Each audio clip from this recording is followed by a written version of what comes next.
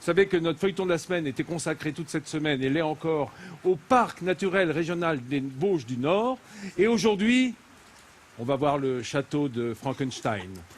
Non, de Fleckenstein. Il se dresse tel un colosse au beau milieu de la forêt du parc naturel des Vosges du Nord. Lui, c'est le Fleckenstein.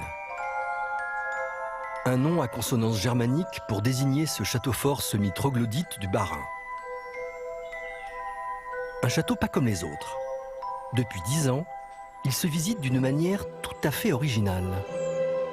Je suis le roi du monde! Acclamez-moi! Hop, agenouillez-vous, agenouillez-vous! Tu as trouvé la cachette du trésor. Parcours ludique pour petits et grands. Énigme sur les traces d'Hugo de Fleckenstein. Comment le château rayonne-t-il à travers ces visites inédites? Comment vont réagir les visiteurs? Cette idée atypique, c'est le responsable des lieux qui l'a eue. Fleckenstein, c'est là tout cœur et c'est le château de cœur des Alsaciens. C'est le château des randonneurs qui font ici leur pause culturelle. C'est le château des amoureux des vieilles pierres, bien sûr. Et c'est le château des familles. Les familles qui viennent trouver ici, non pas une visite, mais en fait vivre une aventure complètement décalée où ils vont apprendre le Moyen-Âge et en savoir un peu plus sur le château tout en s'amusant. Une aventure que près de 70 000 personnes vivent chaque année. Il est 10 heures, le château vient d'ouvrir ses portes. Dans la cour, une famille est déjà au rendez-vous. 3 adultes, 5 enfants. Une sortie cousinade à travers laquelle nous allons vivre l'aventure. Vous allez partir sur un parcours de 20 jeux. Le premier jeu du parcours, il est juste là. Après, vous partez en forêt, autour du château, pour les jeux 2 à 10. Et après, vous entrez dans le château pour les derniers jeux, des jeux 11 à 20. Mais pour commencer réellement l'aventure, il faut passer par le toboggan à remonter le temps. Hop! Nous voici de retour en l'an 1680. Et à cette époque, tout le monde retombe en enfance. Nous, on va rigoler. Ouais, on va sûrement s'amuser plus que les enfants. Hein. Ouais, je pense. Alors, la sortie cousinade, ça s'annonce bien. Voilà. Le parcours sensibilise aux réalités de la vie au Moyen-Âge. Le scénario imaginaire tourne autour d'Hugo de Fleckenstein, propriétaire des lieux. L'impensable est arrivé au château, ils ont laissé le feu s'éteindre. Il s'agrémente d'éléments féeriques pour le bonheur de tous. Tout est imaginé dans le souci d'apprendre l'histoire réelle du château alsacien.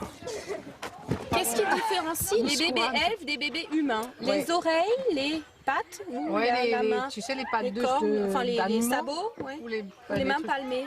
Bon, allez, on y va dans le filet? Pour le savoir, une seule solution.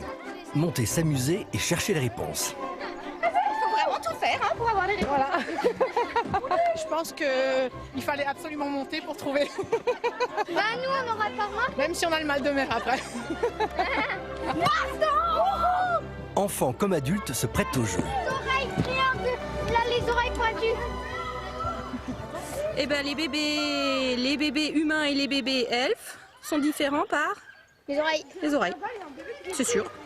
Après le parcours en forêt, la petite bande pénètre dans le château et se rapproche à grands pas du trésor des Fleckenstein. Les énigmes continuent. Un objet d'un autre temps. Qui l'a oublié ici? Quel? Dans cette réserve par exemple, il faut trouver quel objet n'a pas sa place. On a le choix entre les boîtes de conserve, le couteau ou les tonneaux. Les tonneaux ça existait. Les boîtes de conserve ça n'existait pas, les couteaux je sais pas. Les couteaux ça existait ici. Comment je peux la viande? C'est les boîtes de conserve. Alors je coche quoi? Les boîtes de conserve. De fil en aiguille, d'énigme en énigme, la famille découvre l'histoire passionnante de ce lieu chargé d'histoire. De la terrasse, la vue est imprenable sur le parc des Vosges du Nord. Vas-y. Allez, oui, Titi. L'occasion de prendre quelques photos souvenirs. C'est bon. De retour en bas, c'est l'heure du verdict. La troupe aura-t-elle fait preuve de logique, observation, agilité et courage tout au long du parcours? Il n'y a plus qu'à donner la phrase magique. Alors, on nous écoute? Fleckenstein pour tous, tous pour Fleckenstein. Bravo, vous avez réussi. Yeah. Le château de Fleckenstein renferme bien des secrets à partager en famille, du plus grand au plus petit. Quelle belle idée, moi je trouve. Ah ouais, c'est grandiose, hein. D'apprendre en s'amusant, parce qu'on le sait bien, hein, tout ce qu'on apprend de façon ludique, on le mémorise. Et puis en plus, on est entre adultes, entre enfants. Il y a une mixité comme ça de générations. On voit pas le père bravo. Fouras à un moment qui est derrière, qui écrit les énigmes. Mais là, dans ces forêts, on en revient à la randonnée. Il y a des petits panonceaux aussi avec un château. Et c'est ce qui permet aux enfants de faire un circuit très particulier qui va de château en château. Fleckenstein, Hohenbourg, Löwenstein. C'est un des plus beaux points de vue sur toutes les Vosges du Nord. C'est fantastique, Absolument. vraiment. C'est clair que quand on arrive là-haut, on est totalement ébahi par la beauté de la nature. Et puis, on découvre également avec ce château une des énormes pages d'histoire de cette région, parce que ce château, on sait qu'il date de 1175 ou alentour, que Gottfried de Fleckenstein a été le fondateur de la dynastie qui pendant 6 siècles a été à la tête de ce château, et que ça a été un des nids d'aigle les plus imprenables, les plus étonnants, pratiquement le symbole du château fort idéal qui ne pouvait pas être pris, sauf qu'il l'a été par les troupes de Louis XIV qui eurent raison du château, qui ont fait une razzia sur les châteaux et qui pratiquaient la politique de la terre brûlée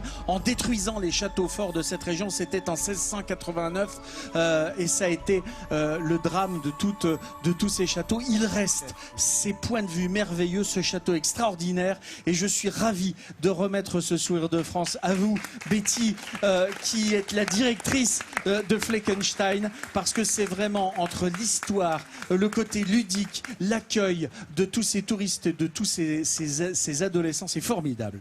Merci beaucoup Jean-Sébastien.